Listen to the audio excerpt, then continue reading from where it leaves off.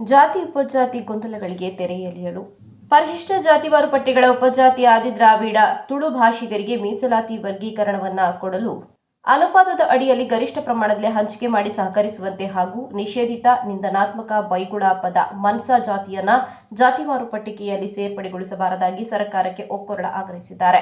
ಇಂದು ನಡೆದ ಪತ್ರಿಕಾಗೋಷ್ಠಿಯಲ್ಲಿ ಮಾತನಾಡಿದ ರಾಮ್ಕುಮಾರ್ ಅವರು ಮಾತನಾಡಿ, ಬಿಲ್ಲವ ಸಮಾಜದಲ್ಲಿ ಗೊಂದಲವಿರುವಾಗ ಮಧ್ಯಪ್ರವೇಶಿಸಲು ಬಿಕೆ ಹರಿಪ್ರಸಾದ್ ಯಾರು ಎಂದು ಆಕ್ರೋಶ ಹೊರಹಾಕಿದರು. ಈ ಬಗ್ಗೆ ಸರ್ಕಾರ ಅಸಡ್ಡೆ ತೋರುತ್ತಿದೆ ಎಂದು ಹೇಳಿದರು. ಮೀಸಲಾತಿ ಸಂವಿಧಾನದ ಭಾಗವಾಗಿದ್ದು ಇದೀಗ ಒಳ ಮೀಸಲಾತಿಯಲ್ಲಿ 101 ಉಪಜಾತಿವಿದೆ ಎಂದು ಹೇಳಿದರು. ದಕ್ಷಿಣ ಕನ್ನಡ ಜಿಲ್ಲೆಯ ಮೂಲ ನಿವಾಸಿಗಳು ಜೀವನೋಪಾಯಕ್ಕಾಗಿ ಚಿಕ್ಕಮಗಳೂರು, ಹಾಸನ ಹಾಗೂ ಇನ್ನಿತರ ಸ್ಥಳಗಳಿಗೆ ವಲಸೆ ಹೋಗಿದ್ದು ಇದೀಗ ಜಾತಿ ಪ್ರಮಾಣ ಪತ್ರದಲ್ಲಿ ಗೊಂದಲ ಉಂಟಾಗಿದೆ. ಈ ಮೇಲಿನ ಉಲ್ಲೇಖಕ್ಕೆ ಪುರಾವೆಯಾಗಿ 1900ರಲ್ಲಿ ಪುತ್ತೂರಿನ ಮಂಜಲ್ಪಾಡು ಪ್ರದೇಶದಲ್ಲಿ ಜರ್ಮನಿ ಮಿಷನರಿಯಿಂದ ಆದಿ ದ್ರಾವಿಡ ಅಂಗನವಾಡಿ ಹಾಗೂ ಶಾಲೆ ಇರುವ ಬಗ್ಗೆ Sudhana residency school Reverend Father Vijay Harmin ಒದಗಿಸಿದ ಸುವೇನರಿ ಪುಸ್ತಕದಲ್ಲಿ ಚಿತ್ರಲೇಖನ ಹಾಗೆಯೇ ಸ್ವತಂತ್ರ ಪೂರ್ವದ 1941ರಲ್ಲಿ ಮೂಡಬಿದಿರೆಯ ಪ್ರಾಂತ್ಯ ಗ್ರಾಮದ ನಂಬ ಸಮುದಾಯದ ಶ್ರೀಮತಿ ಬಿರ್ಕು ಎಂಬ ಹೆಂಗಸಿಗೆ ಬ್ರಿಟಿಷ್ ಸರ್ಕಾರದಿಂದ ಜಾಗದ ಹಕ್ಕುಪತ್ರ ನೀಡಿದ ದಾಖಲೆಯಲ್ಲಿ ಲಗತ್ತಿಸಿದೆ ಎಂದು ಹೇಳಿದ್ದಾರೆ. ನಮ್ಮ ಪರಿಷತ್ತು ಶಾಸಕರು ಬಂದಿದ್ದರು, ಯಾರು ಬಿಕೆ ಹರಿಪ್ರಸಾದ್ ಅವರು ಕೂಡ ಮೀಡಿಯಾದಲ್ಲಿ ಅವರು ಬೆಂಗಳೂರಲ್ಲಿ ಕಲಾಪದಲ್ಲಿ ಹೇಳಿದರು, ಇವರು ನೋಡಿ ಮನ್ಸರು ಇವರ ಜಾತಿಯಲ್ಲಿ ನೊಂದಿದ್ದಾರೆ, ಇವರನ್ನು ಮೀಸಲಾತಿ ಅಡಿಯಲ್ಲಿ ಇವರ ಜಾತಿಯವರ ಪಟ್ಟಿಯಲ್ಲಿ ಸೇರ್ಪಡೆ ಮಾಡಿ. ಇವರು ಯಾರು ಅದನ್ನು ಒತ್ತಾಯ ಮಾಡಲಿಕ್ಕೆ? ಬಿಕೆ ಹರಿಪ್ರಸಾದ್ ಯಾರು ಅವ್ರಿಗೆ ಗೊತ್ತುಂಟಾ? ಅವರೊಳಗೆ ಎಷ್ಟು ಗೊಂದಲ ಉಂಟು? ನಾನು ಅವರಿಗೆ ಕೂಡ ಸರ್ಕ್ಯೂಟಲ್ಲಿ ಕ್ವಶನ್ ಮಾಡಿದೆ, ನೀವು ಹೇಗೆ ಹೇಳಿದ್ರಿ ಅಂತ. ಯಾಕಂದರೆ ಇವರದು ಹಿಡನ್ ಎಜೆಂಡಾ, ಇವರು ಹಿಡನ್ ಎಜೆಂಡಾವನ್ನು ಇಟ್ಕೊಂಡು ಮಲೆನಾಡಿನಲ್ಲಿರುವ ನಮ್ಮ ಮುಗ್ಧರ ನಾಯಕರನ್ನು ಹೋಗಿ ಬಲಿಪಶು ಮಾಡೋದು ಇದು ಯಾವುದು ಸರಿ? ಇನ್ನೊಂದು, ಯಾಕಂದರೆ ಈಗ ಅವರು ಮನ್ಸರ್ ಅಂತ ಹೇಳ್ತಾರಲ್ಲ, ಅವರು ನಿಜವಾಗಿ ಬೌದ್ಧ ಧರ್ಮಕ್ಕೆ ಕನ್ವರ್ಟ್ ಆಗಿದ್ದಾರೆ. ಅವರು ಬೌದ್ಧ ಧರ್ಮವನ್ನು ಇದು ಮಾಡ್ತಾರೆ. ಬೌದ್ಧ ಧರ್ಮ ಅಂದರೆ ಏನು? ನಮ್ಮ ಕುಲದೈವರು ಸಾರಮಣೆ ಅಂತ ಹೇಳ್ತೇವೆ, ಕಾಣದ ಘಟ್ಟದವರು ಸತ್ಯಸಾರಮಣೆ ಅಂತ ಹೇಳ್ತೇವೆ, ಅದು ನಮ್ಮ ಕುಲದೇವರು. ನಾವು ಆಗಲೇ ಹೇಳಿದ್ದೀನಿ, ಆದಿರೋಡದಲ್ಲಿ ಬೇರೆ ಬೇರೆ ಉಂಟು. ಈಗ ಮುಂಡವರು ಕೋಟಪ್ಪ ಅಂತ ಹೇಳ್ತಾರೆ, ಹಾಗೆ ಬೇರೆ ಬೇರೆ ನೀವು ಕುಂದಾಪುರಕ್ಕೆ ಹೋದಲ್ಲಿ ಹೈಗುಳಿ ಅಂತ ಹೇಳ್ತಾರೆ ಅವರ ಕುಲದೇವರು. ನಮ್ಮದು ಸಾರಮಪ್ಪಣೆಯರು, ಸಾರಮಣಿ. ಇವರಾಗಾದರೆ ನಿಜವಾಗಿ ಅವರು ನಾಸ್ತಿಕರು.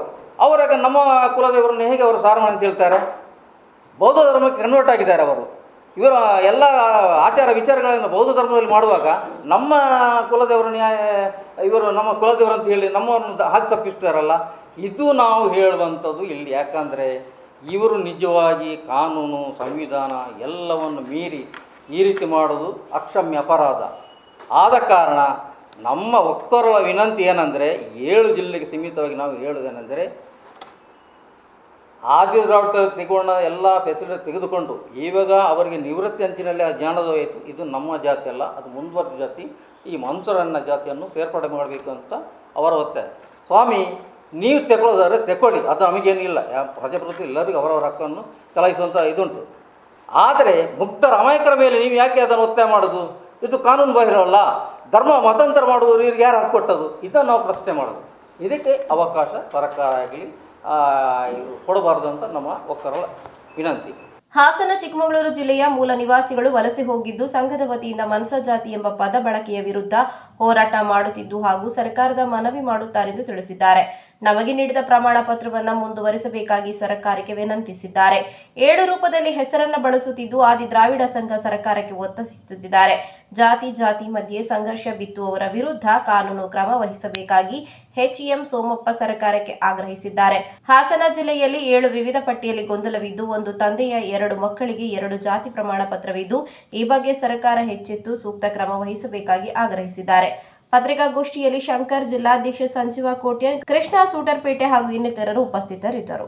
ಒತ್ತಾಯ ಮಾಡಿಕೆ ಏನಂದರೆ, ಈಗ ನಮ್ದು ಏನಂದರೆ, ಮೀಸಲಾತಿಯಲ್ಲಿ ಇವರು ಈ ಒಂದು ಜಾತಿಯನ್ನು ಸೇರ್ಪಡೆ ಮಾಡಲಿಕ್ಕೆ ಅವರದು ಹುನ್ನಾರ ಮನ್ಸ. ನಾವು ಹೇಳೋದೇನೆಂದರೆ, ಇವರು ಆದಿದ್ರಾವಿಡ ಜಾತಿ ಪ್ರಮಾಣ ಪತ್ರ ಪಡೆದು ಅದರಲ್ಲಿ ನಾವು ರಿಟೈರ್ಡ್ ಆಗುವ ಎಲ್ಲ ಸವಲತ್ತುಗಳನ್ನು, ಉದ್ಯೋಗ, ವಿದ್ಯಾಭ್ಯಾಸ, ಮೂಲಭೂತ ಸೌಕರ್ಯಗಳನ್ನು ದೋಚಿ ಇವಾಗ ಅದು ನಮ್ಮ ಜಾತಿ ಅಲ್ಲ, ಅದೊಂದು ಸಮೂಹ, ಅದು ಆಡಳಿತ ಭಾಷೆ, ಅದನ್ನು ನೀವು ರದ್ದುಪಡಿಸಬೇಕಂತ ಇವರು ಅದನ್ನು ಕೇಳಲಿಕ್ಕೆ ಅಧಿಕಾರ ಕೊಟ್ಟವರು ಯಾರು? ಇವರಿಗೆ ಇವಾಗ ಜ್ಞಾನೋದಯ ಆಯಿತಾ?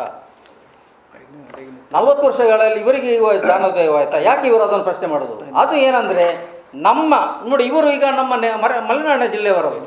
ಮೂಲತಃ ಇವರು ನಮ್ಮ ಆದಿದ್ರಾವಿಡರು. ಇವರಿಗೆ ಜಾತಿ ಪ್ರಮಾಣ ಸಿಕ್ಕಿದ್ದು ಅಲ್ಲಿ ಗೊಂದಲ ಆಗಿದೆ. ಯಾಕಂದರೆ ಅವ್ರಿಗೆ ಕೊಟ್ಟ ಜಾತಿ ಪ್ರಮಾಣ ಆದಿ ಕರ್ನಾಟಕ ಅಂತ ಕೊಟ್ಟಿದ್ದಾರೆ. ಹಾಗಾದರೆ ಅವರಿಗೂ ನಮ್ಮ ರಿಲೇಷನ್ ಏನು? ಎಲ್ಲಿಂದ ಅವರು ವಲಸೆ ಹೋದವರು, ಅಲ್ಲಿಗೂ ಸೆಟಲ್ ಆದವರು, ಅವರೇನು ಅಲ್ಲಿ ಮೂಲ ನಿವಾಸಿಗಳಲ್ಲ. ಇವರ ಈ ಒಂದು ಒತ್ತಾಯ, ಇವರ ಒಂದು ಗೊಂದಲದಿಂದ ನಮ್ಮ ಮಲೆನಾಡು 4 ಜಿಲ್ಲೆ ಉಂಟು, ಶಿವಮೊಗ್ಗ, ಹಾಸನ, ಕೊಡಗು ಮತ್ತು ಚಿಕ್ಕಮಗಳೂರು, ಎಲ್ಲರಿಗೂ ಇದೇ ಒಂದು ದೊಡ್ಡ ತಲೆನೋವಾಗಿದೆ. ಹಾಗಾದರೆ ಜಾತಿಯಲ್ಲಿ ಇವರು ತೆಗೆಯುವಂಥ ಎಲ್ಲ ಬೆನಿಫಿಟ್ ತೆಗೆದು ಈಗ ಅವರನ್ನು ಅದು ಜಾತಿ ಅಲ್ಲ, ಅದೊಂದು ಆಡಳಿತ ಭಾಷೆ, ಅದನ್ನು ರದ್ದುಪಡಿಸಬೇಕು ಅನ್ನೋ ಒಂದು ಇವರು ಯಾಕೆ ಹುನ್ನಾರ ಮಾಡೋದು? ಇದು ನಮ್ಮ ಬೇಡಿಕೆ. ಯಾಕಂತ